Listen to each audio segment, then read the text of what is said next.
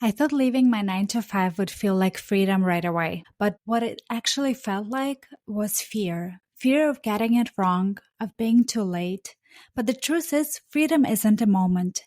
It's something you build, one brave, messy, beautiful step at a time. Welcome to Marketing Your Way podcast, a show for women in marketing and creative fields who are ready to rethink what's next.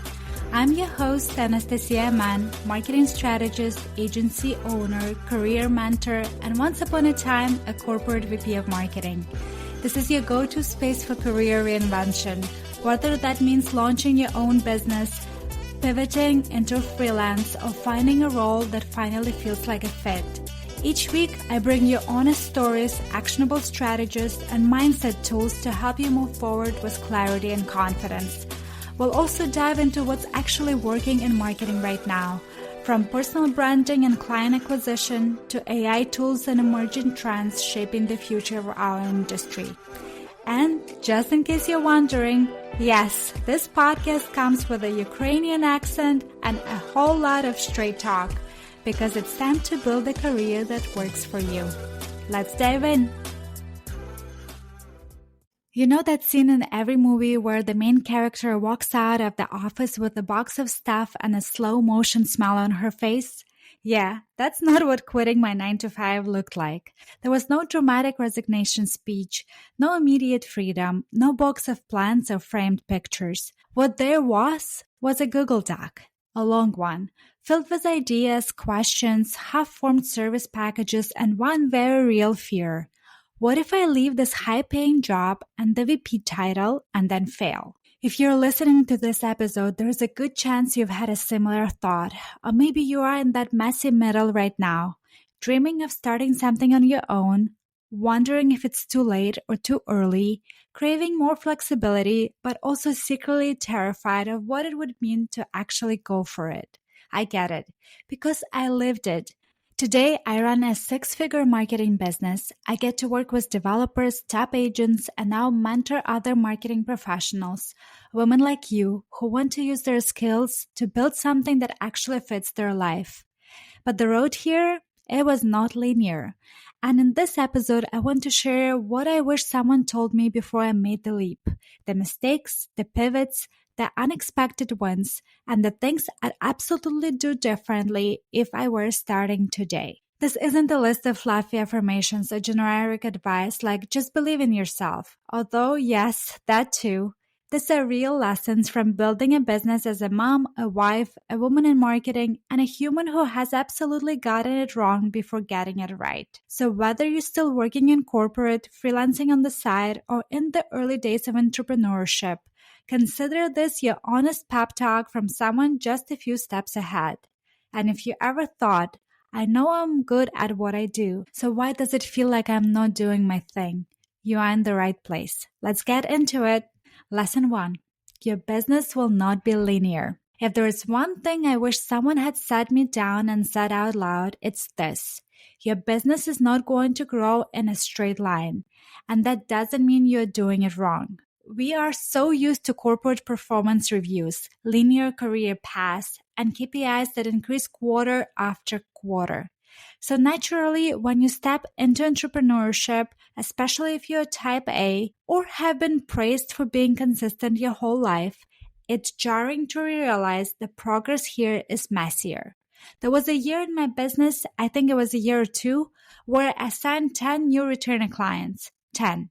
And I remember thinking, okay, I figured it out. This is how it goes from now on. Plot twist, the following year I signed 2. And I remember sitting on the floor of my office after one of those months where the phone wasn't ringing, the inquiries weren't coming in, and the numbers weren't where I wanted them to be, wondering, did I just get lucky last year? Was that a fluke? Is this thing falling apart already? But the truth is, business has seasons, just like our lives do. There are growth sessions, visibility sessions, client-heavy sessions, and quiet seasons that feel more internal. It took me a while to see that the down seasons weren't actually failures. They were recalibration periods. Looking back now, those slow months where I did some of the most important work, rebranding, refining my services, building out systems that would actually support long-term growth. But in that moment, I panicked because when you're used to overachieving and always being in motion, stillness can feel like failure. I'm sharing this because I know a lot of you are in the early stages, or maybe you are freelancing and comparing your progress to someone else's polished feed. And I just want to say this out loud. The dips don't mean you are not cut out for this. They mean you're doing something brave. Now, I do not ignore metrics. I track revenue, profit, lead sources, all of it, but I no longer use those numbers as the sole measure of success. Instead, I ask, am I still aligned with why I started this? Do I have the right clients or just any clients? Am I building a business that supports my life or one that's running me into the ground? Because there is the real flex, staying in the game long enough to evolve. If I were starting today, I'd remind myself that slow months don't mean failure. And I trust that sometimes the most important work doesn't look impressive on paper, but it sets the foundation for everything to come. Lesson number 2, your business idea will evolve. The second thing I wish I knew before leaving my 9 to 5, your business idea will evolve. And that's not a red flag, it's part of the process. When I left my corporate job, I thought I had it all mapped out. I was going to offer real estate marketing services. I knew the industry. I had the relationships. I had a proof of results. It made sense. And it worked. I started Muse Group, my real estate marketing agency, and will still work with incredible developers, high-end brokerages, and top-producing agents across Miami. That part of the business is thriving. But here's what I didn't see coming. Along the way, other women, especially women in marketing, started reaching out. They weren't asking me about building brands for condos or creating e-flyers. They were asking, how did you start? How did you get your first clients? Can I really do this without being an influencer or picking a niche? At first, I was just answering in the DMs. Then I was hopping on coffee chats. Eventually, I realized there is something here. That's how Marketing Your Way was born. Not a pivot, not as a rebrand, but an extension of what I was already doing, this time focused on helping other marketers build their own thing too. I didn't have this idea when I left corporate. It wasn't even on my radar. But the more I showed up, the more I listened, the more this next layer revealed itself. And here's the truth I want you to take away. You do not need to have your final business vision fully baked before you begin. You just need something aligned enough to start. Clarity comes from movement, not from thinking.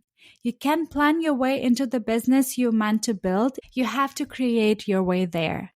And that creation process, it might include detours, new branches, or even whole new brands. That doesn't mean you're unfocused. It means you are evolving. Now, I get to run both businesses, Muse Group, which is more service and client focused, and Marketing Your Way, which is more community and educational focused. And both serve me in different ways. So if you're sitting here obsessing over that perfect idea or niche or offer, I'm giving you permission to step. Start with what feels true. Let the rest grow with you. Because the idea you start with, it's not your forever idea. It's just your first. Lesson number 3. All the tools add up. Start scrappy. Let's talk about tools and how quickly they can get out of hand. When you're starting your business, it's so tempting to want all the things. The right platform, the polished proposal tool, the designer-worthy client portal. It's like playing dress up for your business, but the price tag adds up fast. I remember thinking, if I just have the right systems from day one, I'll feel legit. I'll look professional. It'll help me get clients faster. So I signed up for trials. I bought template bundles. I upgraded tools I hadn't even fully used yet because everyone online was raving about them.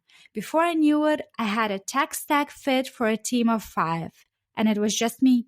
What I actually used at the beginning? A free Airtable account, Google Suite, that's it. And it worked. My clients didn't care that I didn't have a fancy backend. They cared that I delivered great work on time and made their lives easier. This is something I really want to emphasize. You do not need to be over engineered to be effective. You just need to be clear, consistent, and client ready. It's so easy to convince yourself that you need all in one CRM, custom proposal software, AI automations, and high end design tools before you take on a single client. But here's what I learned: start scrappy, get fancy later. I'm not saying tools are bad. I love systems. I use Flowdesk, Airtable, Zapier, Loom, all of it. But those came in after I validated what I was doing. They came in when the work required more structure, not as a band-aid to feel more professional. Because here's the thing. If you're paying for 10 tools but only using 2, they are not saving your time. They're draining your budget and your mental energy. So if you are in early days or even in the start-stop loop where you're overthinking everything, let me give you full permission. Stick with the basics, build the business, then upgrade when it makes sense. Here's what you really need to get started: a simple way to communicate your services, a way to get paid, a basic way to manage your workflow, and a way to keep in touch. Hello, email list. That's it. Later, you're busy and growing and onboarding more clients, then it's time to invest in tools that actually save you time and support your systems. But for now, free Airtable, Google Docs, one good scheduler, one clean invoice template, you're good. This episode is sponsored by Airtable, my go-to platform for managing everything in my business, from content calendars and lead tracking to client deliverables and team tasks. If you're a marketer juggling multiple projects, Airtable is a game changer. It's like a spreadsheet and a project management tool had a very smart baby, one that's customizable, easy to use, and actually fun to look at. I use it daily to plan podcast episodes, organize client work, and collaborate with my team. And it's the first system I recommend to anyone building a marketing business or side hustle. Want to try it? I've got an invite link for you at marketingyourwaypodcast.com/Airtable. It's free to start, and that link supports the show. Lesson number 4. Do not hire until you have systems. Okay, this one might step on some toes, including my own past self. Do not hire, even a contractor, until you have systems. When I say this, I'm not saying you need to have a perfect SOP library or fully built out project management system before getting help. But I'm saying do not bring someone in if you can't clearly show them what to do, how to do it, and when it's due. Ask me how I know? I've paid people to sit around and wait on tasks I didn't have time to assign. Here's the real story. There was a point in my business where things were picking up. I had a full client roster. I was in delivery mode, head down, getting work done, and I thought, I need help. I should bring someone on. So I did. But I hadn't documented my workflows. I hadn't mapped out our recurring tasks. I didn't have an onboarding checklist. I barely had time to delegate, much less train. And guess what? That person couldn't read my mind. They needed structure, direction, expectations. And instead of making my life easier, I found myself scrambling to create the systems on the fly while trying to manage client work and also justify the expense of someone who wasn't really able to help yet. And that's not on them. That's on me. I wasn't ready to lead. What I learned since then is this: team members can only step in when your runway is clear. Otherwise, you are paying for confusion. Now, before I hire, even for part-time or freelance support, I ask, what are the 3-5 core tasks I need this person to own? Are those tasks repeatable? Do I have a system to track them? Can I record a Loom video to show them exactly how to do it? If the answer is no, I do not hire yet, because the best hires in your business are only as good as the structure you hand them. You don't have to be perfect. I'm still refining things every month, but you do need to start documenting. Start small. Open a Google Doc and write down how you format a client post. Record a Loom while you're setting up a Flowdesk campaign. Create a checklist for onboarding your next client. Because when the day comes that you do have help, those little pieces will become the playbook. So, lesson learned, do not outsource chaos. Systemize first, hire second. It will save you money, time, and so many headaches later. Lesson number 5, start the newsletter even if no one is watching. If I could go back and whisper one piece of advice to my past self, it might be this: start the newsletter. Even if it feels like no one is listening, even if you're not totally sure what to say, even if only 3 people open it and one of them is your mom, start it anyway. When I started my email list, it felt awkward. I had no lead magnet, no clear content plan, no sleek automations, just a handful of women I'd connected on LinkedIn and Instagram, and a quiet little voice that said, maybe this matters. And you know what? That newsletter, that one that felt like I was shouting into the void, became one of the most important parts of my business. And here's the thing: people are paying attention even when you think they're not. I cannot tell you how many times I've met someone at the event or hopped on a coffee chat with a potential client and they said, "Oh, I have been reading your emails. I really like the one about." They never replied, never clicked, never commented, but they were reading, and those silent readers, they turn into clients. They turn into podcast guests. They forward your name to someone else who is looking for exactly what you do. So let me say this clearly. Visibility compounds. Trust builds quietly, and consistency is your best friend. I think a lot of women in marketing, especially those coming from corporate, struggle with this.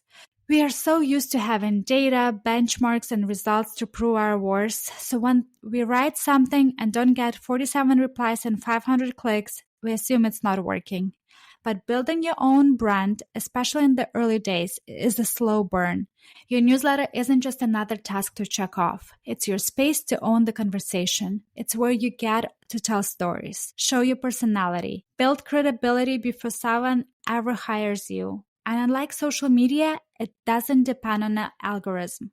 Now, my newsletter is where I test ideas, share real-time lessons, and connect with the exact women I created Marketing Your Way for. It's not perfect, but it's consistent, and that has made all the difference. So if you've been dragging your feet, waiting for the perfect welcome sequence, a Canva header, or lead magnet that feels just right, let me be the nudge. Write the first email. Send it to 5 people on your list. Build from there. Because one day, someone will forward that email to the person who becomes your next dream client, and you'll be so glad you started. Lesson number 6. Word of mouth is your greatest growth strategy. You know all those Instagram posts about going viral, building funnels, launching with ads? They are fine. They have their place, but let me tell you something I've seen proven over and over again.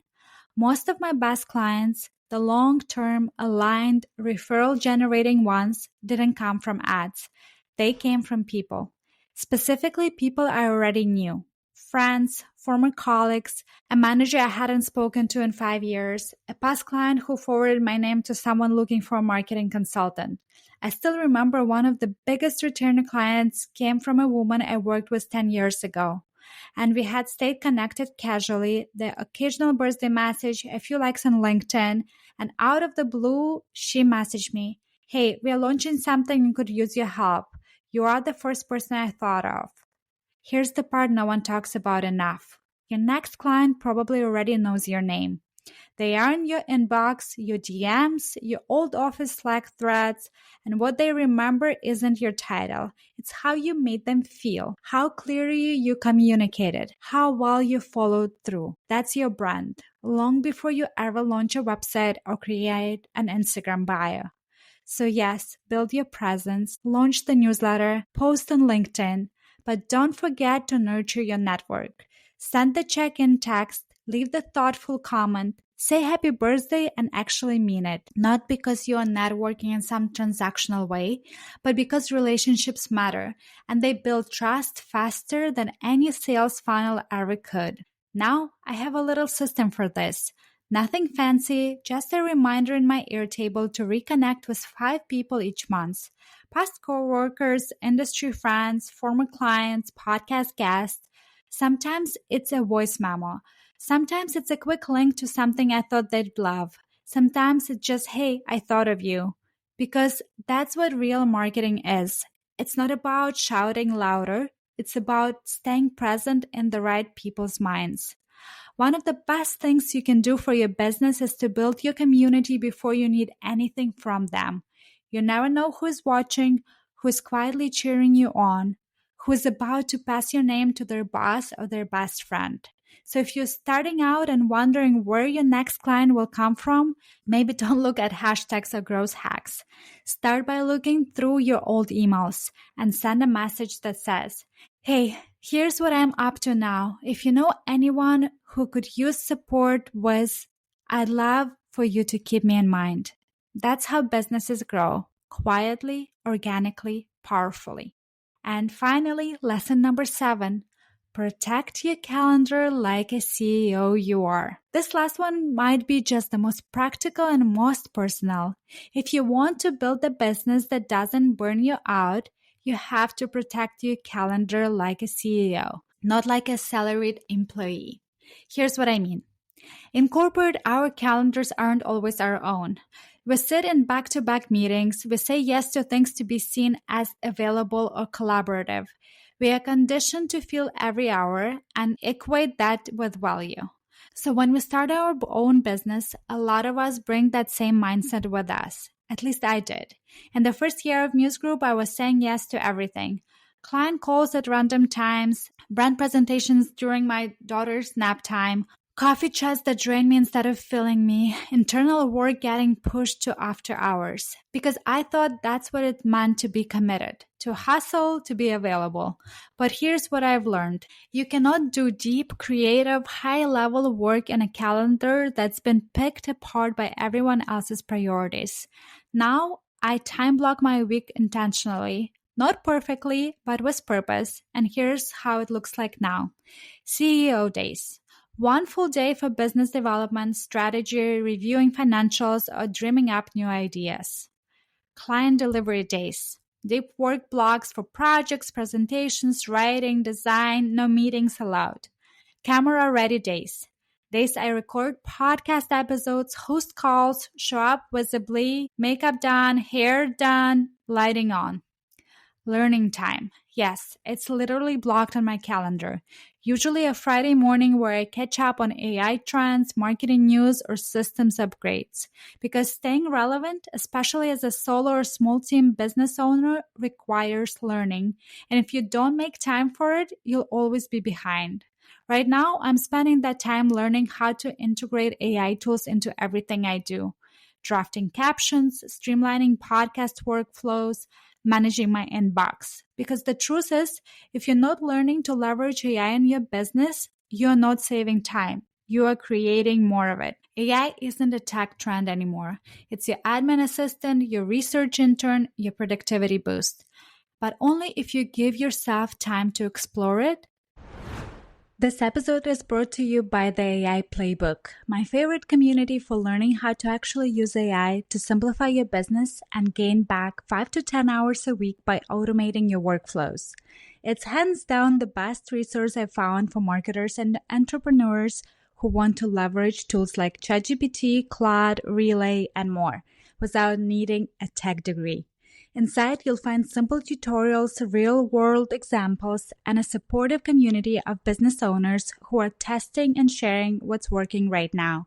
And yes, I am a proud affiliate because I've personally learned so much, like how to build full content systems with AI, automate admin tasks, and save serious time every week. If you're curious, head to marketingyourwaypodcast.com/AI. That link supports the show, and I'm so grateful. So here's your permission slip. Own your calendar. Do not default it. Start by protecting just 1 hour a week, then 1 day a month, then build from there. Because when your calendar reflects your priorities, not just your obligations, that's when your business starts to feel like yours. Not a new version, because when your calendar reflects your priorities, not just your obligations, that's when your business starts to feel like yours. Not a new version of burnout, not a prettier cage, but something truly sustainable. And listen, you're not going to get it perfect every week. I still reschedule things, life still happens, but having a framework, that's the key to keeping your energy aligned with your goals. You are the most valuable asset in your business. Protect accordingly. So, if you are still with me, first, thank you so much. I know this episode was a little different, more open book, less how to, more here's what it really looked like behind the scenes. But I created it because I remember exactly what it felt like to be on the edge of change, to be sitting in meetings where my body was present but my mind was elsewhere, to scroll Instagram and see other women starting businesses and wonder, could I do that too? To write ideas in the Notes app, save Canva templates, and sign up for free trainings I never opened because I wasn't sure where to start. And I just want you to know, if that's you right now, you're not behind, you're right on time. Building a business isn't linear. Your idea will evolve. Your tools don't need to be perfect, but the decision to start, that's the part that changes everything. And if you're sitting here feeling the little nudge, the one that says, maybe it's my turn, I want to personally invite you to do something special I've been working on. I'm launching a beta cohort on my brand new workshop, the 48-hour plan to launch your marketing business. This is not a masterclass. It's not another long webinar where I talk you for an hour. It's a workshop built to give you the exact steps I take if I were starting from scratch today. In just 1 hour, we'll cover how to translate your corporate marketing experience into clear services, how to price, position, and package your work, and how to get your first client with simple, low-lift strategies that actually work. If you're listening to this episode and thinking this might be my sign, it is. All you need to do is comment beta workshop on my latest Instagram post or DM me directly at Anastasia_man and I'll send you all the details. This beta round is completely free for the first 10 people. I want your feedback, your questions, and your presence in the room so I can build this with you. Because the truth is, you don't need to have it all figured out. You just need a starting point, a plan you can actually follow, and someone who's been there where you are. That's what the workshop is, and I would love you to be a part of it. So please send me a DM, save your seat, let's build your business your way, and I'll see you in the next episode. And that's it for today's episode of the Marketing Your Way podcast. I hope you're walking away with fresh ideas, new insights, and the confidence to take your next step. If this episode spoke to you, please take a moment to leave a review. It helps more women in marketing find the show and build a marketing career on their terms. And hey, don't forget to hit subscribe so you never miss an episode. Thanks for hanging out with me today. Until next time, keep building your marketing career your way.